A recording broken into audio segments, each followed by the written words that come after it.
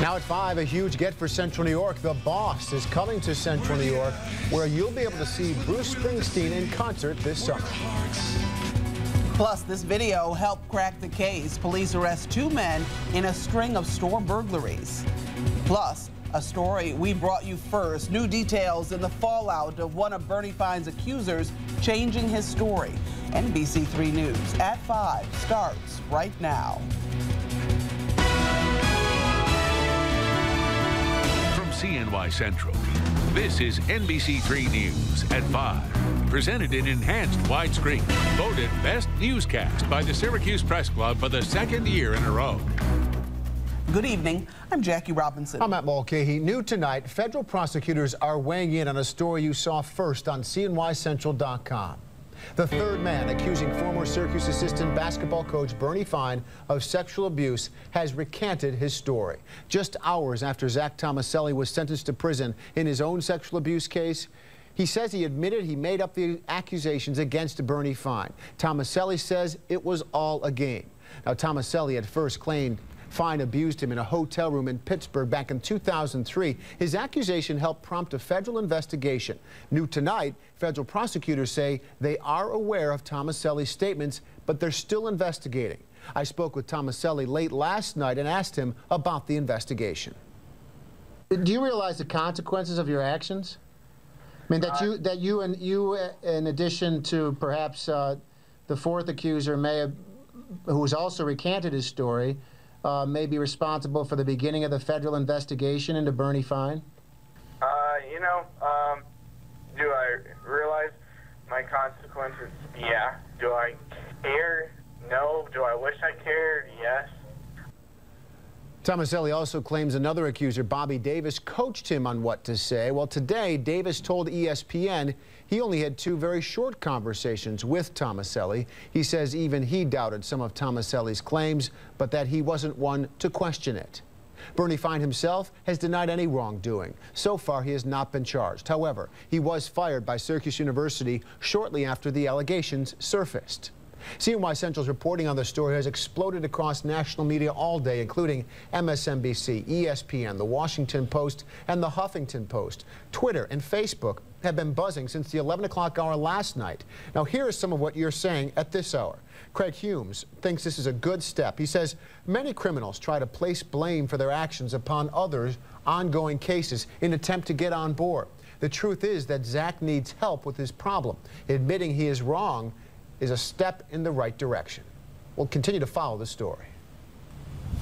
And now let's get a check on the forecast with First Alert Chief Meteorologist Wayne Mahar. Beautiful day out there today, Wayne. Oh, Jackie, you're right. What a great looking day. And look at this right here. We're looking outside right now to the Stanley Law Skywatch, and you're looking over the city of Syracuse down to the south with the Stanley Law camera. Not a cloud to be seen. All kinds of sunshine, blue sky, and temperature in the upper 50s to near 60. And that's going to lead us on into a fantastic evening as well.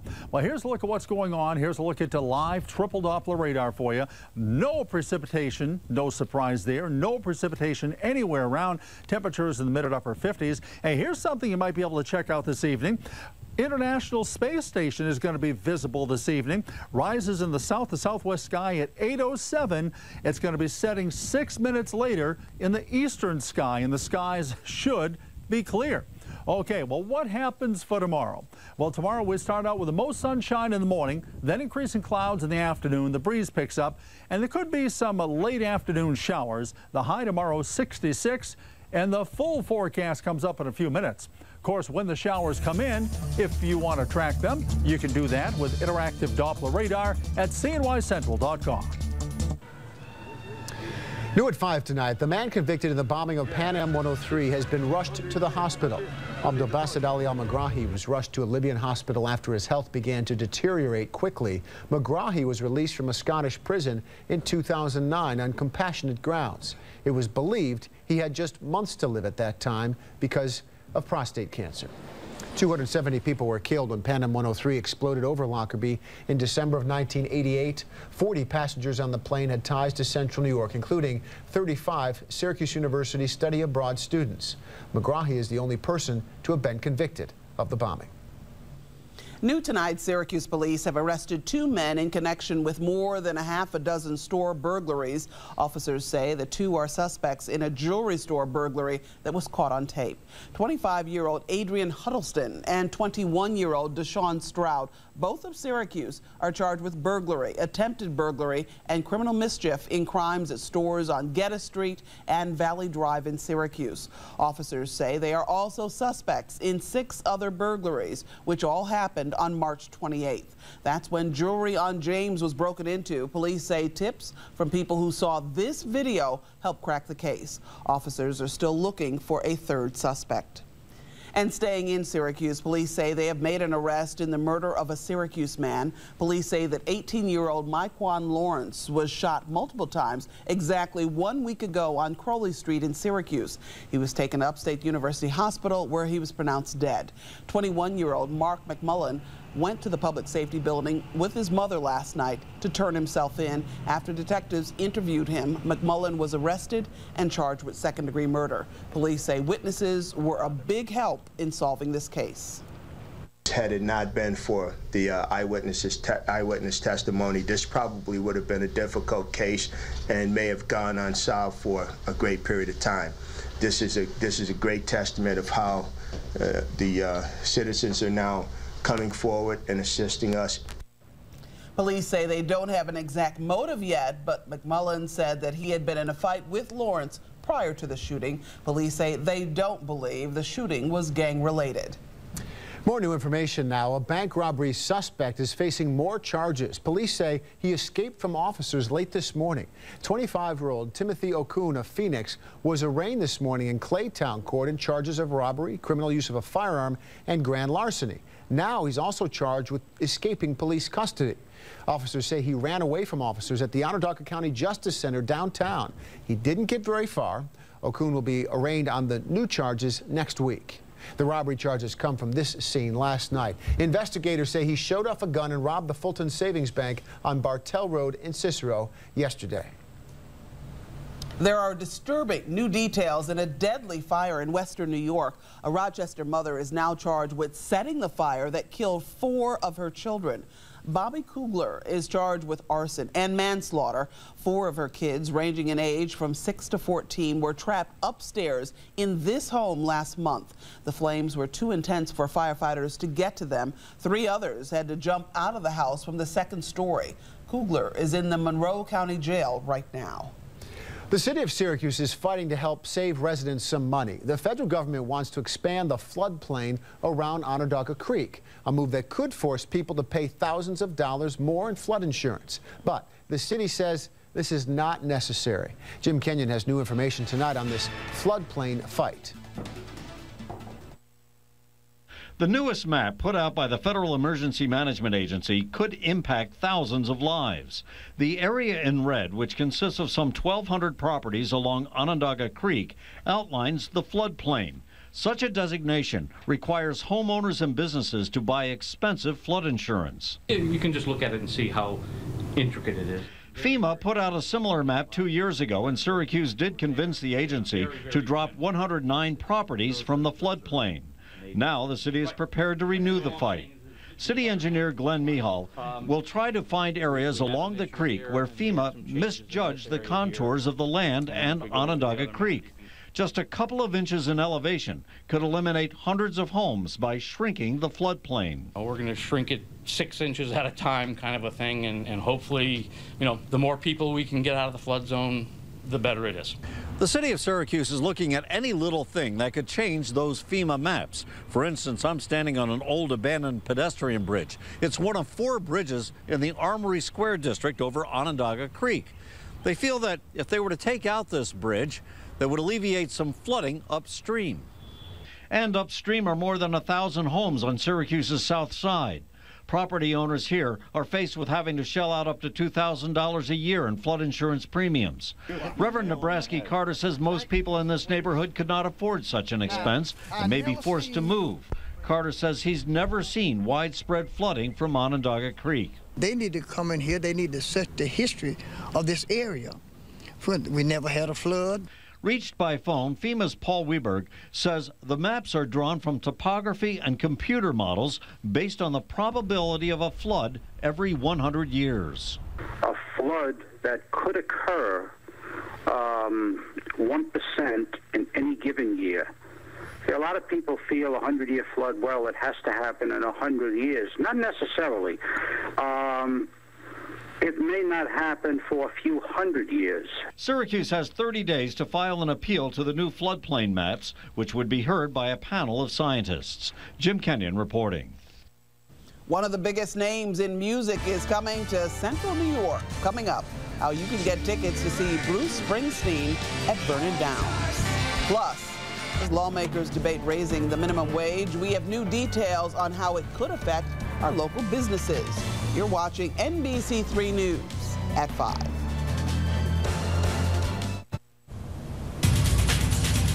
Outside today, oh boy, was it a tough day to come in here, Wayne. I mean, I was actually in Armory Square for lunch today, and it was kind of one of those days where you could see a lot of people were not necessarily rushing back to work. Yeah, they didn't want to go. Yeah, just everyone was outside. Yeah. Oh, yeah, what a great looking day. I mean, this is the first real sunny day we've had this week, and now we're going to find temperatures turning actually warmer heading into the weekend, but I think we're also going to find the weather pattern changing a little bit, where the skies will turn a little bit more cloudy, and eventually we'll probably see a few showers at least developing over the weekend. Well, let's talk about what's going on. First of all, live triple Doppler radar. Well, obviously we have no precipitation anywhere close to us right now. What a fantastic evening and night it's going to be. And even to start out the weekend tomorrow, most of the day tomorrow, if you don't mind the clouds increasing, is not going to be bad. Temperatures right now are generally averaging in the mid and upper 50s. Yeah, I mentioned this on First Weather once again. Clear sky this evening. This is going to be a sight to see. We've got the International Space Station. You'll be able to see it with the clear sky this evening. Now, it's only going to be visible for about 6 minutes in the south to southwest sky. It rises at 8:07, and then it will set in the eastern sky 6 minutes later, the International Space Station. I also want to point out now, on a serious note, some weather not around here, okay, but we're going to hear about this, I think, on national news. There's going to be a tornado outbreak, it looks like, an outbreak of severe weather out in the Central Plains this weekend. Conditions are setting up right now in this area here. Specifically, we're talking about parts of Nebraska, down into Oklahoma, maybe western Missouri, down into Kansas and northeastern Texas. This area right in here, ahead of this whole system, everything appears to be coming together for what could be a big tornado outbreak, and we're just going to keep an eye on that. Keep our fingers crossed it isn't too bad. Okay, around here, we're looking at a clear sky overnight tonight, and then a few high clouds arriving later on. Low temperature late tonight, down around 35 degrees. What do we expect then? Quiet, somewhat chilly tonight, colder outlying areas, milder for the weekend. On Sunday, I got a few showers in here. Then early next week, a little bit cooler, but still temperatures not bad for this time of year. Here's our futurecast, and for right now, for tonight, high pressure in control. Now, once the high gives way, we're going to find clouds on the increase. Eventually, clouds will increase enough. We get a few showers in here later in the day for tomorrow, and then probably a few showers and maybe even a thunderstorm scattered around tomorrow night, and some off and on showers, warmer weather, and the chance of a scattered thunderstorm on Sunday. So here's that 7-day weather outlook. Tomorrow, you got things you want to do outside tomorrow, maybe doing a little yard work. We'll start out dry, but clouds will increase as the sunshine fades, and then later on tomorrow afternoon, probably averaging mid to late afternoon, the first showers may start to show up, and the high temperature is 66. A few showers are likely tomorrow night, chance of a thunderstorm. Same deal on Sunday, a few showers, maybe a thunderstorm. We're going to go 72 on Sunday, and then for Monday, clouds, sunshine, chance of a shower or thunderstorm. We could be well into the 70s on Monday. A few showers Tuesday, a little cooler, 63. Partly sunny for next Wednesday and 60. And we should still be in the 60s for next Thursday and Friday. And don't forget, you can always follow me on Twitter at Wayne Stormwatch. And that's the latest from the weather outside. Lawmakers in Albany are looking into whether minimum wage workers should make more. Assembly lawmakers are planning a series of hearings on raising the state's minimum wage to $8.50 an hour. New at 5 tonight, Lisa Spitz takes a look at what the possible change could mean for local businesses. Lisa. Jackie, some lawmakers in Albany have introduced legislation to raise the hourly minimum wage here in the state, but one local business owner tonight says that would hurt them. When the weather is nice, there's a line at Gannon's in Syracuse. The big attraction is, of course, this homemade ice cream that comes in all kinds of flavors. The family-owned business employs just over 50 people. Workers start at minimum wage. And as they, progress and do a better job, and we like to offer incentive, and so we offer a little more than minimum wage. $4.95, please. That wage could be changing. Right now, there's legislation in Albany to raise the minimum wage in New York State from $7.25 an hour to $8.50. Those who support the hike say it will help workers with inflation. Plus, other states, including nearby Massachusetts and Connecticut, have a higher rate. This is an entry-level job of any kind. We have mostly high school and college kids working here. And so $7.25, and then you give them a little more when they do a little better job. But, $8.50, that's steep. Steep when the cost of business is going up. Gannon's already had to raise prices a bit this year. All of our ingredients have, skyrocketed, and the gasoline thing definitely affects it because it affects the deliveries and the freight and all those kinds of things. Owner Eileen Gannon says if the minimum wage goes up, they may have to cut back on the number of hours employees work. Or she says this seasonal business will have to figure out another way to do more with less. She says she's not against an increase, just not the one being proposed that could melt away profits. Certainly no one's, raising their family on the $8.50 an hour. That would be tough, so I can see why you need to raise it a little bit. The next step in this process, public hearings. One is scheduled here in Syracuse for April 24th. We did speak with folks off camera today who said that times are tough and they do support a minimum wage increase. Matt. Thank you, Lisa. The Central New York music scene is buzzing tonight. The Boss is coming to Oneida County. Bruce Springsteen and the E Street Band will perform at Vernon Downs this summer. It's part of the 2012 Wrecking Ball Tour. The Boss will take the stage in Vernon on August 29th.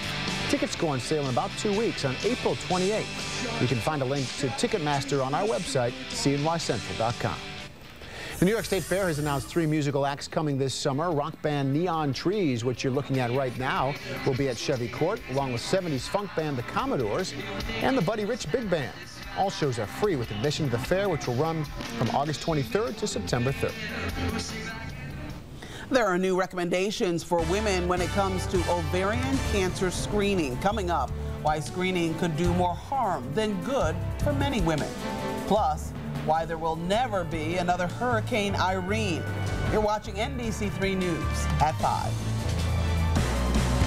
CNY Central is giving you the chance to get big discounts for local restaurants, shops, and other businesses. Today's deal is for the indoor water park at Greek Peak Mountain Resort. Find it by clicking on the CNY Central Deals section of our homepage. Save some time in your busy schedule. Sign up to have us email our daily deals directly to your inbox. And welcome back to NBC3 News at 5. Topping your health headlines tonight, women who are not considered high risk for ovarian cancer should avoid screening for it. New recommendations are out from the U.S. Preventative Services Task Force.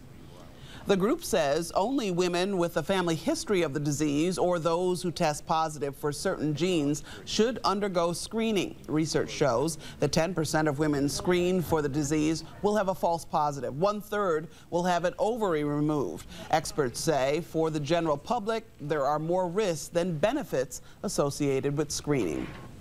With springtime allergies in full swing, many people are suffering through sinus infections. Doctors say chronic infections can be prevented most effectively by cleaning the nasal passages with salt water. You can flush out your sinuses using a neti pot. Experts say flushing the nose helps get rid of debris and keeps moisture in. Salt also has antibacterial properties. In our Facebook story, the day you voted to hear more about how many Alzheimer's patients are living alone. A new study shows 1 out of every 7 people diagnosed with Alzheimer's lives alone. For people without a safety net or family support, the costs of battling Alzheimer's can be overwhelming. Marianne Favreau has details. 64-year-old Arthur McCaffrey was diagnosed with Alzheimer's 2 years ago. Sometimes I would just kind of go blank and I couldn't remember what I was going to do next. Arthur has no children and no immediate family living nearby. It's a situation a growing number of Alzheimer's patients find themselves in. A new report by the Alzheimer's Association shows 1 in 7 people diagnosed with Alzheimer's lives alone. They're at such great risk of falls or injury or just not being able to take care of themselves. And so it's a real challenge that we face across the United States. After his diagnosis, Arthur realized he needed some help with everyday tasks. It was very overwhelming. My banking, my keeping up with just bills. So he moved into an assisted living community to get additional support but still maintain his freedom. As baby boomers age, the number of people diagnosed with Alzheimer's is expected to triple by the year 2050, and the cost to the nation is skyrocketing. A new report estimates Medicare and Medicaid will shell out $140 billion this year on Alzheimer's care. And experts estimate in the future, more of those needing help will be like Arthur, who had to face the possibility of living alone with Alzheimer's. I really have accepted the way things are, and I'm just living my life as fully as I feel I can and enjoying it as much as I can. Marian Favre reporting. Now you can weigh in on our Facebook story of the day every weekday morning starting at 6 on our Facebook page. 100 years ago, right now, the Titanic was out at sea. Coming up, looking back at the ship that captivated the world, remembering the Titanic with memorials as large as the ship itself. When you're on Facebook, remember to connect with us by searching CNY Central. Tell us you liked the page. That will keep you connected for all the latest CNY Central updates.